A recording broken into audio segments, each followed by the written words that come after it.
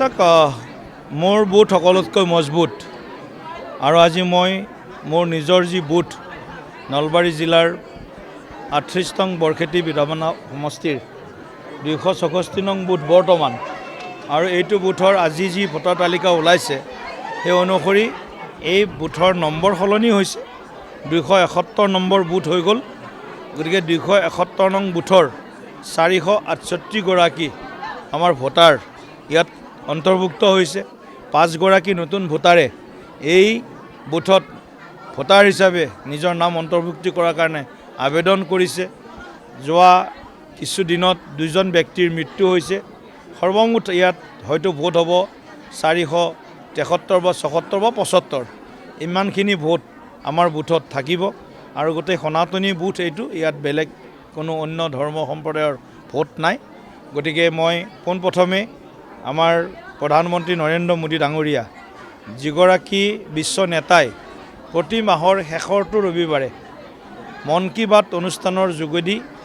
দেশৰ যি বিকাশ প্ৰক্ৰিয়া আৰু বিভিন্ন ক্ষেত্ৰত ভাৰতবৰ্ষই কিদৰে উন্নতি কৰিছে ব্যক্তিগত পৰ্যায়ত সামূহিক পৰ্যায়ত দেশৰ নাগৰিকে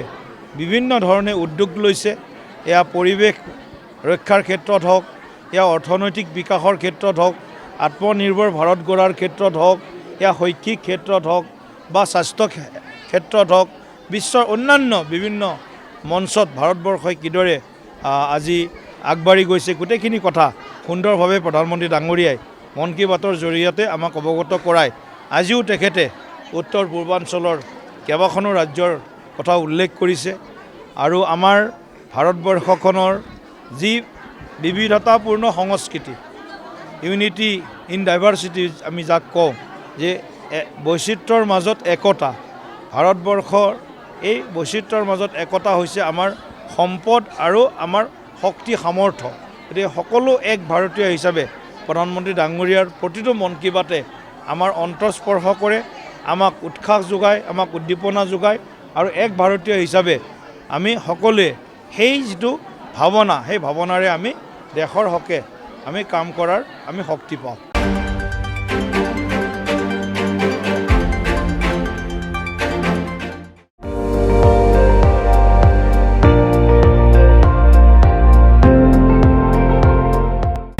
আপুনি চাই আছে ND24 সৰ্বশ্ৰেষ্ঠ নহয় সৰ্বোত্তমৰ দৌৰ